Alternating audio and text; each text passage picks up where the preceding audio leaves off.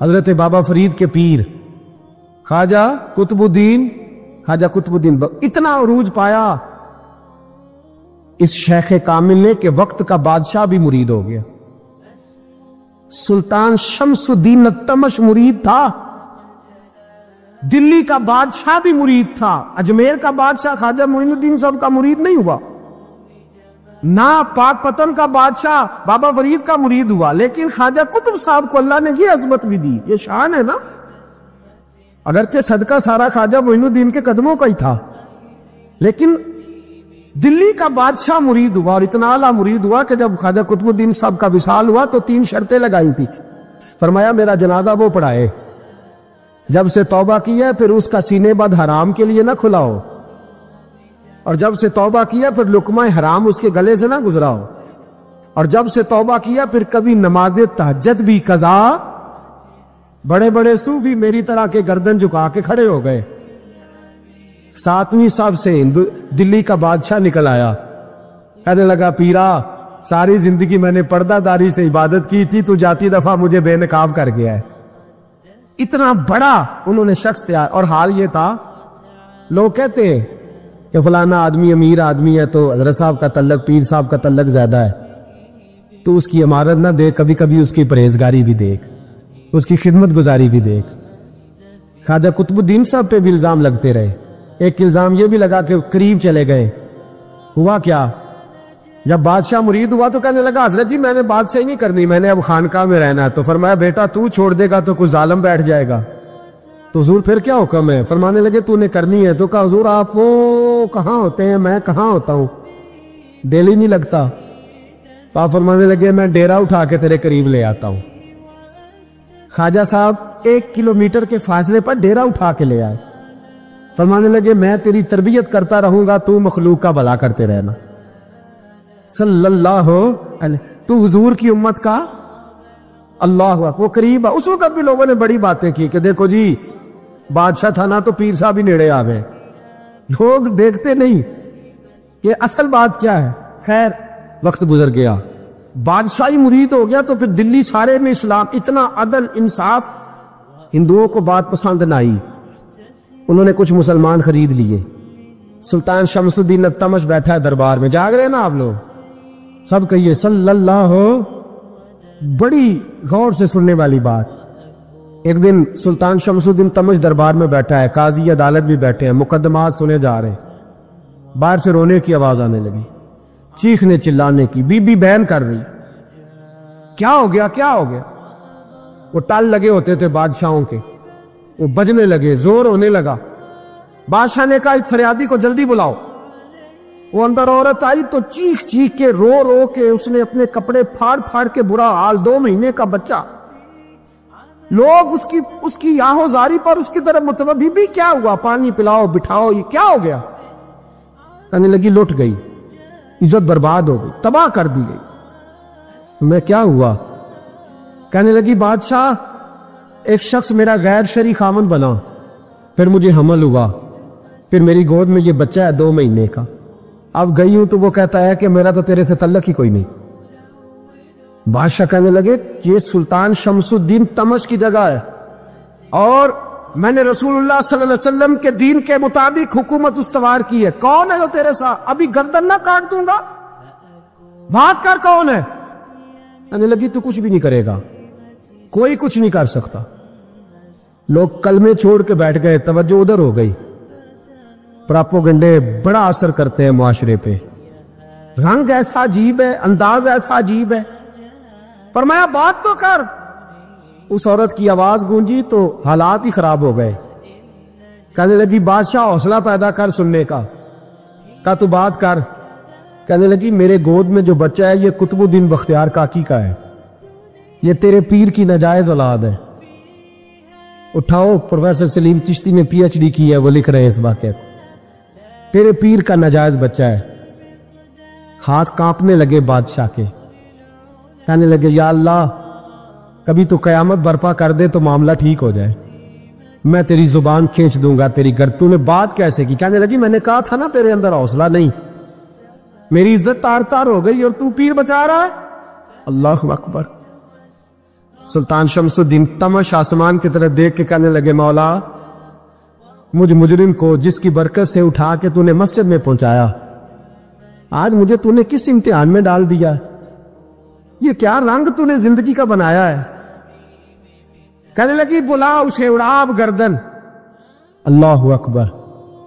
خواجہ قطب الدین بختیار کاکی، ذرا اس جگہ پہ اپنے آپ کو کھڑا کر کے دیکھ میرے دوست، جو شخص دلی کے بازار میں نکلے تو دکانیں بند ہو جائیں، عورتیں گھروں میں گھس جائیں، جس کے نام پر چرچے ہوں دین کے، وہ شخص لاٹھی ٹکاتا ٹکاتا عرس منانے آسان ہے، ڈھول ڈمکے کر کے گھروں کو جانا آسان ہے، پر ذرا ان کی راہوں کا مسافر تو بن انہوں نے انداز کیا اختیار کیا۔ حضرت خواجہ قطب الدین بختیار کاکی، خبر پھیل گئی، اتنی شہرت پاکیزگی کی نہیں ہوئی تھی جتنی اس جرم کی ہوئی۔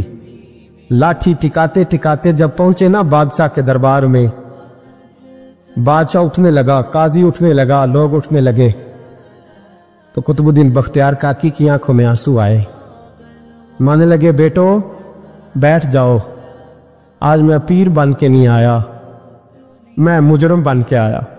اور کہا میرے مالک کا انصاف بھی دیکھو، دلی کا پیر آج دلی کی عدالت میں اپنے نا کردہ جرم کی صفائی دینے آیا ہے۔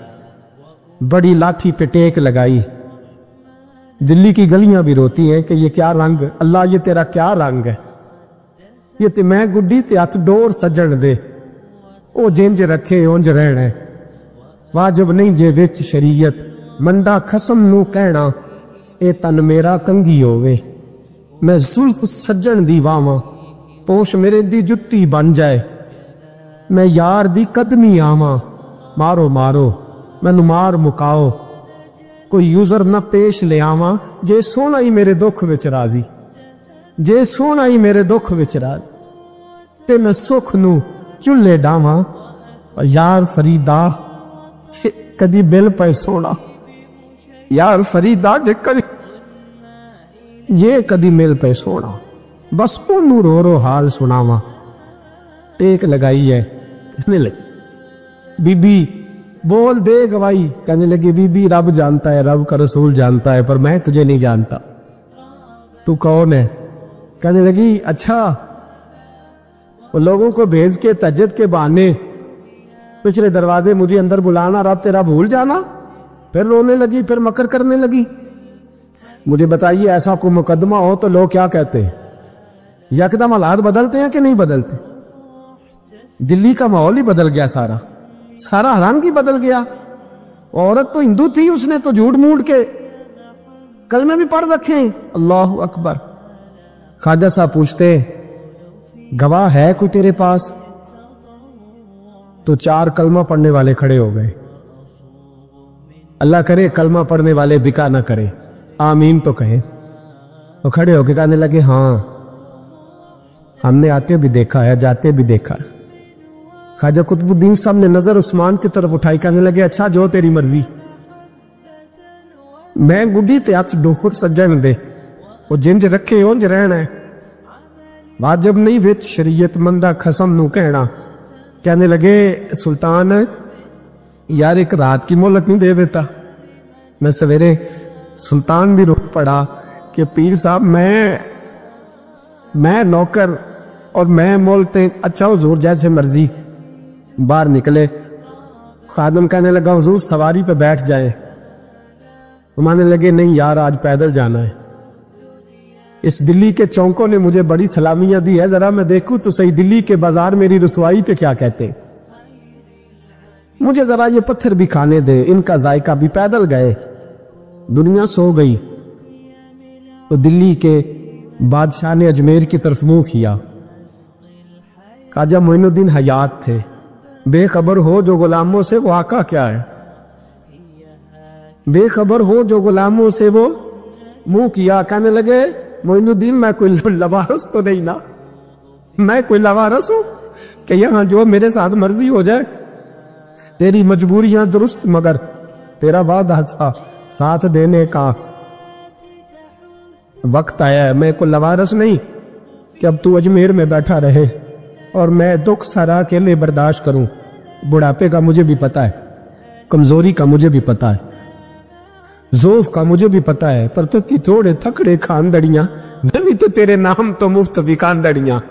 मुझे भी तो पता है ना, मनम गुलाम ने अली हैदरियम कादरियम तमज़े अहमद रजा खामी जन्म। मैंने भी तो अपना नाम नहीं ना जपा, तेरा ही जपा है सारी जिंदगी।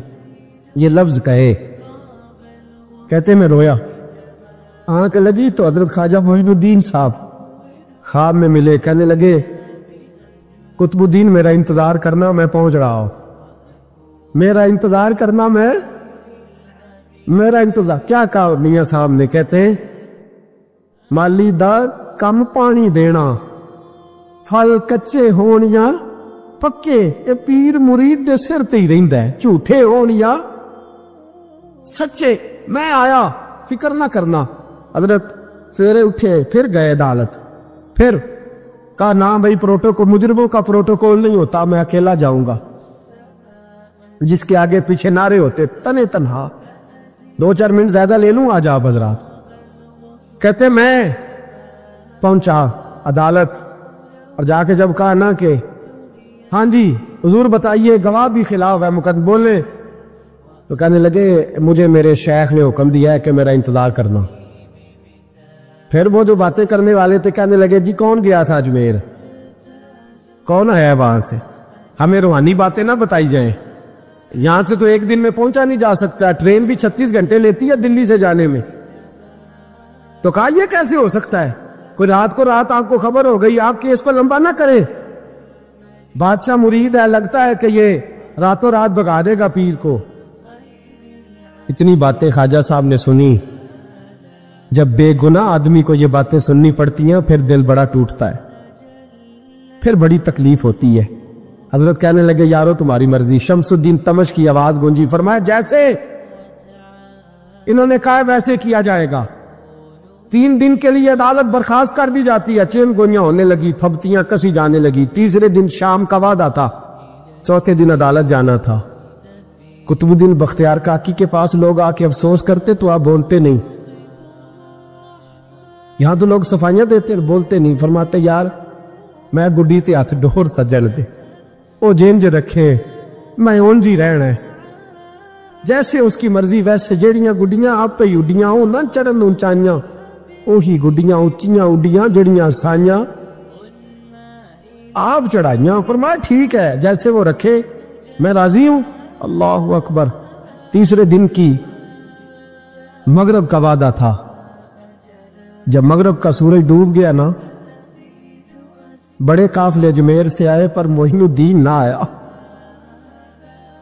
वादा किया था यार ने, आऊंगा दिन ढले। वो ख्वाजा गुलाम फरीद साहब रहमतुल्लाह ताला अलैह फरमाया करते थे ना, कौवा खाने लगा आंखें तो कहने लगे कागा ये तन सारा ही खाइयो, मेरा चुन चुन खाइयो मास, मेरे 2 नैन ना खाइयो, मैनू पिया मिलन दी आस। ने कहा सारा खा जा, आंखें छोड़ दे। उसने कहा था मैं आऊंगा। इंतजार लंबा हो गया है पर मेरी उम्मीद तो नहीं ना टूटी। मगरिब की अजान हुई तो लोग कहने लगे लो जी अब बस हो गई। ख्वाजा कुतुबुद्दीन साहब ने अल्लाह अकबर कह के मगरिब की जमात जब मैदान में खड़ी की तो अपनी भी चीख निकल गई, आए नहीं।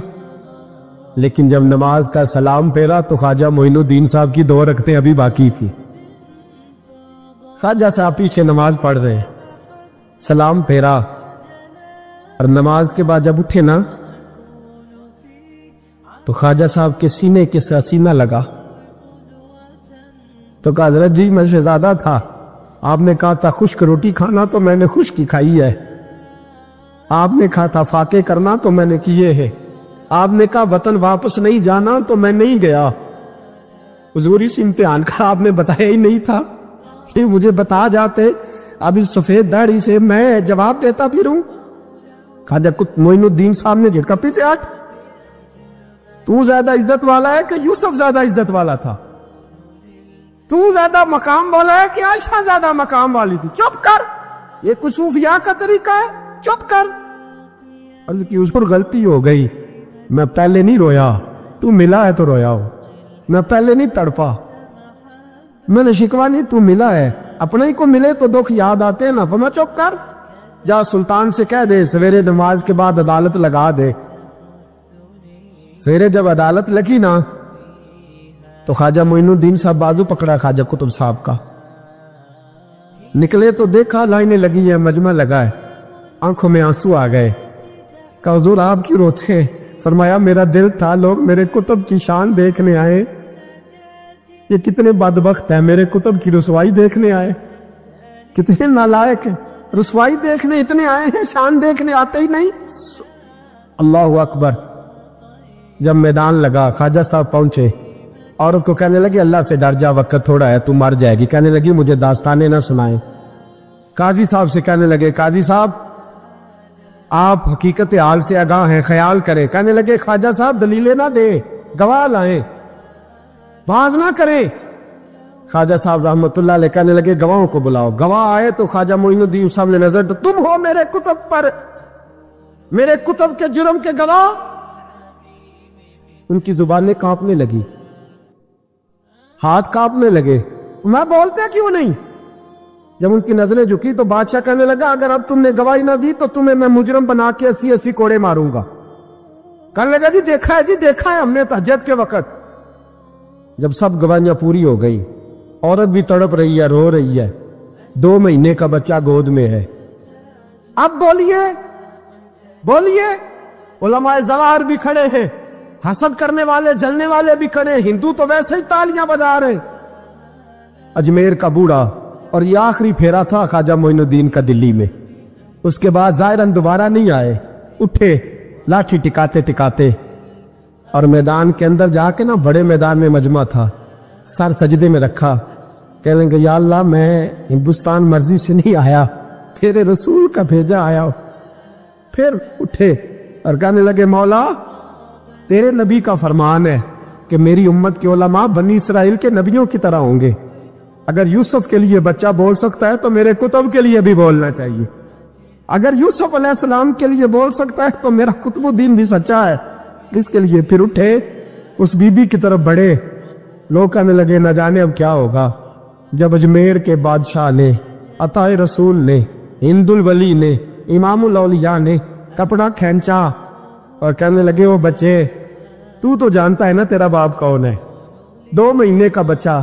جب نانا بولا تو بی بی کہنے لگی اب کیا کر رہے ہو، بچے بھی کبھی بولنے ہیں۔ میں بی بی چپ کر، ان اللہ علی کل شیء قدیر، میں کمزور رب کا ماننے والا نہیں، قدرتوں والے رب کا ماننے والا ہوں، وہ چاہے تو بچے بھی بولتے ہیں۔ قرآن کہتا ہے حضرت عیسیٰ بولے تھے انی عبداللہ آتانی الکتاب، مریم بھی تو ولی اللہ تھی، وہ نبی تو نہیں تھی۔ اگر ولی اللہ بنی اسرائیل کا ہو بچہ بول سکتا ہے، تو اگر ولی اللہ محمد عربی کی امت کا ہو تو بچہ پھر بھی بول سکتا ہے۔ یوں کپڑا ہٹایا، بچہ بول۔ 2 مہینے کا بچہ ماں کی گود میں اٹھ کے بیٹھ گیا اور بچہ بول کے کہنے لگا السلام علیکم یا ولی اللہ۔ جب یہ لفظ ادا کیے تو نعرے لگنے لگے، لوگ رونے لگے، بی بی بے ہوش ہو کے گری، فرمانے لگے مجھے سلام نہ کر، میرے کتب کی بات بتا۔ کہنے لگا قسم ہے اللہ کی عزت کی، وہ سامنے مجمع جو سردار بیٹھا ہے وہ میرا باپ ہے، قطب الدین تو بے گناہ ہے، قطب الدین تو بے گناہ ہے، میرا باپ تو وہ بیٹھا ہے۔ یہ قاضی بھی سازش میں شریک ہے، کئی مسلمان خریدے گئے، یہ گواہ خریدے گئے۔ جب گواہی ہو گئی، بچہ یہ لفظ کہہ کے اللہ اکبر کہتا ہوا پھر چپ کر گیا۔ خواجہ قطب الدین صاحب کا بازو پکڑا، خواجہ معین الدین صاحب نے مجمع سے باہر نکلے، لوگ کہنے لگے حضور آپ کچھ بولتے نہیں۔ فرمانے لگے جس نے بولنا تھا وہ بول چکا ہے، جس نے بولنا تھا وہ، جو جادو وہ جو سر چڑھ کے بولے۔ فرمایا تم نے فارم پہ نظر رکھی اور میں نے اللہ کی قدرت پہ نظر رکھی، تم نے اس کے کردار کو جھنجھوڑا اور میں نے اس کے کردار کو تعمیر کیا۔ حضرت سلطان شمس الدین تمش بھی پیچھے دوڑے، کہا حضور کہاں لے جا رہے ہو؟ اور میں کتب میرا ہے، میں جماہیر ساتھ لے کے جا رہا ہوں، اب میں نے اپنا بچہ تمہارے سپرد، اب میرے پاس رہے گا، تم نے ستایا ہے میری اولاد کو، اب یہ میرے پاس رہے گا، میں نے نہیں تمہیں دینا۔ لوگ راہیں بچھا کے، نظریں بچھا کے بیٹھ گئے، پاؤں میں گر گئے، کہنے لگے حضور ہمارے لیے نہیں، رسول اللہ کے دین کے لیے، ہمارے لیے نہیں، تعمیر شریعت کے لیے، ادائے سنت کے لیے چھوڑ جائیے۔ خواجہ صاحب کہنے لگے قطب الدین جا، تجھے چھوڑ کے جاتا ہوں۔ اب قیامت تک کوئی تیری رسوائی کی جرت نہیں کر سکے گا۔ عزیز یاد رکھ، نہ افواہوں پہ لگا کرے۔ ایک بات آپ کو سنانی ہے، حضرت ابو ادریس خولانی رضی اللہ تعالیٰ عنہ تابعی ہیں، حافظ منذری نے الترغیب و ترہیب میں لکھا ہے، فرماتے ہیں کہ حضرت ابو ادریس خولانی کہ میں دمشق کی جامع مسجد میں گیا تو میں نے ایک چمکدار چہرے والا، سیاہ داڑھی والا، چمکتے دانتوں والا خوبصورت نوجوان نبی پاک کی حدیثیں بیان کرتا دیکھا۔ اس کے چاروں جانب حضور کے غلام بیٹھے تھے۔ میں نے ایک شخص سے کہا یار بڑا حسین چہرہ ہے، بڑا ہی خوبصورت انداز ہے، کون ہے بندہ؟ انہوں نے کہا آپ نہیں جانتے، یہ صحابی رسول حضرت معاذ ابن جبل ہے رضی اللہ تعالی عنہ۔ حضرت معاذ ابن جبل کا انتقال بھی کچھ 40 سال کی عمر سے پہلے ہو گیا تھا، لیکن ان پر حضور کا اعتماد اتنا تھا کہ حضور نے اپنی حیات ظاہرہ میں گورنر بنایا ہی نہیں سوچے۔ چمکدار دانت، حدیثیں بیان کر رہے۔ حضرت ابو ادریس خولانی رضی اللہ تعالیٰ عنہ کہتے ہیں رش بڑا تھا، میرے دل میں خواہش ہوئی کہ آج تو لوگ زیادہ ہیں، کل آؤں گا ملاقات کروں گا۔ کہتے ہیں اگلے دن میں اپنی طرف سے سب سے پہلے گیا، پر حضرت معاذ ابن جبل تو مجھ سے پہلے مسجد میں موجود تھے اور وہ نفل پڑھ رہے تھے، اللہ اللہ کر رہے تھے۔ تو میں نے ان کے ساتھ سلام لی، فرمانے لگے کیسے آئے ہو؟ تو میں نے کہا حضور کل آپ کو دیکھا ہے، آپ کی باتیں سنی ہیں، تو گویا آپ کا تو چہرہ ساری رات میری آنکھوں کے سامنے رہا ہے، تو میں تو سویرے زیارت کی غرض سے حاضر ہوا ہوں۔ اللہ کی رضا کے لیے مجھے آپ اچھے لگیں، اللہ کی رضا کے لیے۔ کوئی بندہ ایسا بھی تو ہو نا، کوئی غریب، کوئی مسکین، کوئی عالم، کوئی صوفی، کوئی درویش، کوئی ذاتی تعلق نہ ہو، تعلق کیا ہو؟ اللہ کے لیے۔ آپ مجھے اچھے لگے۔ حضرت سیدنا معاذ ابن جبل فرمانے لگے واقعی ایسا ہی ہے؟ عرض کی حضور بالکل ایسا ہی ہے۔ تو فرماتے میں نے چادر لی ہوئی تھی، حضرت معاذ ابن جبل نے میری چادر کو پکڑ کے کھینچا، فرمایا پکی بات کر یار۔ میں نے کہا حضور پکی کر رہا ہوں۔ تو فرمانے لگے سن، پھر میں نے نبی کریم سے سنا ہے، رسول کریم علیہ السلام نے فرمایا جو دو بندے رب کی رضا کے لیے پیار کرتے آپس میں، اللہ ان دونوں سے محبت فرماتا ہے۔ سن پھر اس کو یاد رکھنا، اللہ ان دونوں سے محبت کرتا ہے۔ حضرت ابو ادریس خولانی سے کوئی پوچھتا تھا نا کہ دنیا میں جانا ہے تو سرمایہ کیا ہے، تو فرماتے تھے یہ جو میں نے چادر لی ہوئی ہے نا، اس چادر کے اندر میرا وجود ہے، اور وجود کے اندر میرا دل ہے، اور دل کے اندر میں نے حضرت معاذ ابن جبل کو رکھا ہوا ہے، میں نے وہاں ان کا ٹھکانہ بنایا ہوا ہے، وہاں ان کا ٹھکانہ ہے۔ یہ دوڑی نکتہ چی ہے، کہیں چھپ کے بیٹھ جا، اور جس دل میں تو مکی ہے وہیں چھپ کے بیٹھ جا۔ اقبال کہتے ہیں جس دل میں تو مکی ہے وہیں چھپ کے بیٹھ جا۔ دوستو، رسول اللہ صلی اللہ علیہ وسلم کے غلاموں نے مالک کی رضا کے لیے لوگوں سے پیار، فروغ محبت میں کردار ادا کیا، اور بہترین کردار۔ آپ اپنی زندگی میں کچھ چیزیں ایسی بنائیں جن میں فقط اللہ کی رضا کے لیے محبت، خالق کی رضا کے لیے پیار، خالق کی رضا۔ آپ یقین کریں اگر تھوڑا تھوڑا کر کے ہم اس محبت کو فروغ دیں نا اپنے دلوں میں، تو بہت سارے بادل چھٹیں گے۔ ہم نے نا وہ تیزی سے دولت کو، لالچ کو، میں اکثر کہتا ہوں کہ میاں بیوی کا جو رشتہ ہوتا ہے نا، اس کو اللہ پاک نے نا قرآن پاک میں اپنی نشانیوں میں سے ایک نشانی قرار دیا ہے۔ ان دونوں کی وجہ سے گھر چلنا ہے، بچوں کی پرورش ہونی ہے، نظام زندگی۔ آپ گھر سکون کے لیے جاتے ہیں، اطمینان کے لیے۔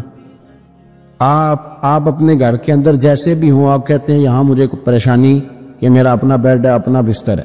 لیکن اگر اسی رشتے میں جب آپ بیج بوئیں تو سب سے پہلے دولت کا بوئیں۔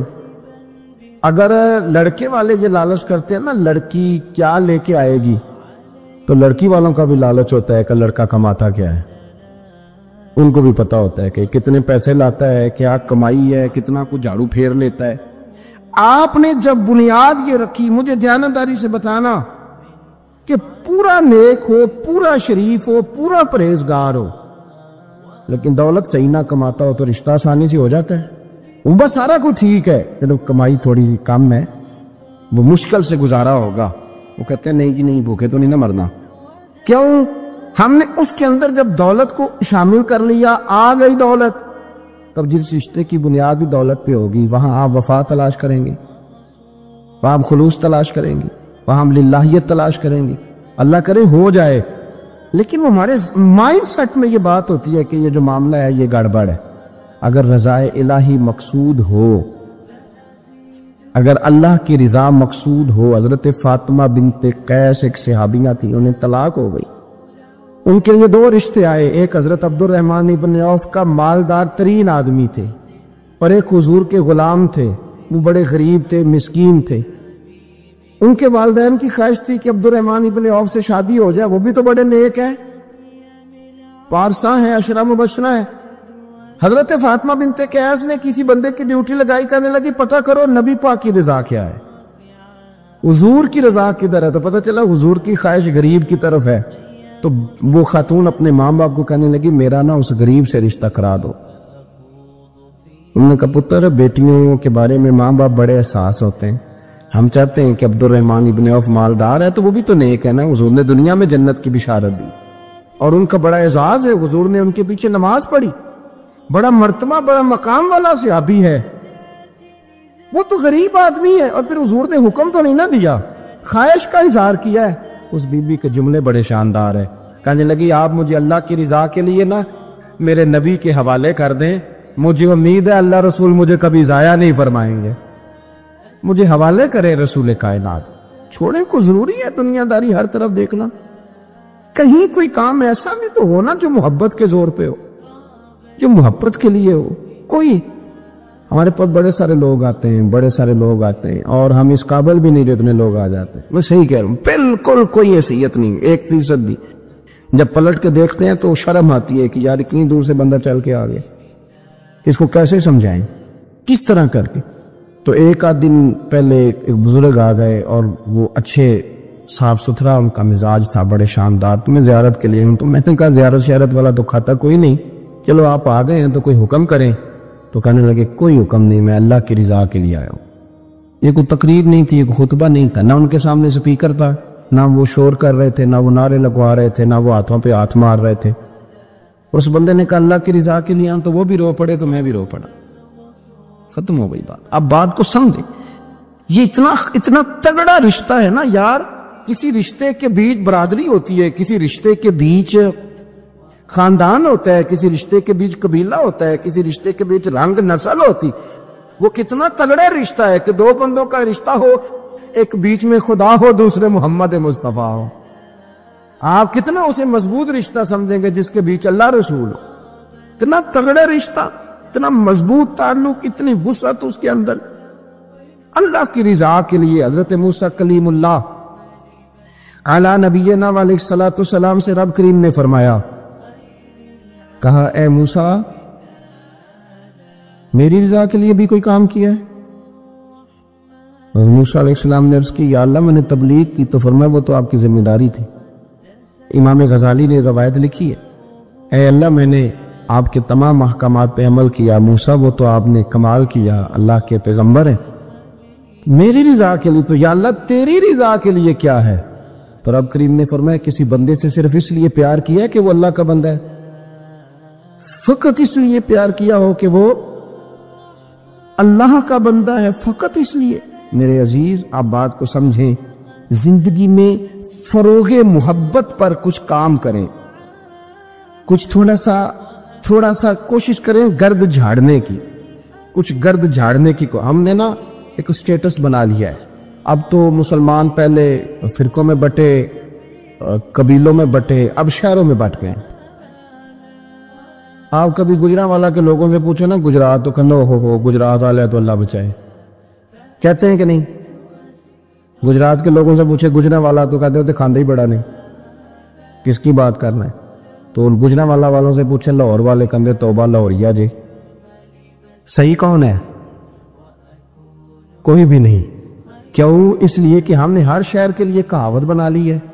میں صحیح کہہ رہا ہوں، ہر قبیلے کے لیے کوئی نہ کوئی، یہ ہم نے ظلم کیا اپنی جان، یہ ہم نے زیادتی کی، کہانیاں بن گئی، کہاوتیں بن گئی، شہروں کے لیے، علاقوں کے لیے، قبیلوں کے لیے۔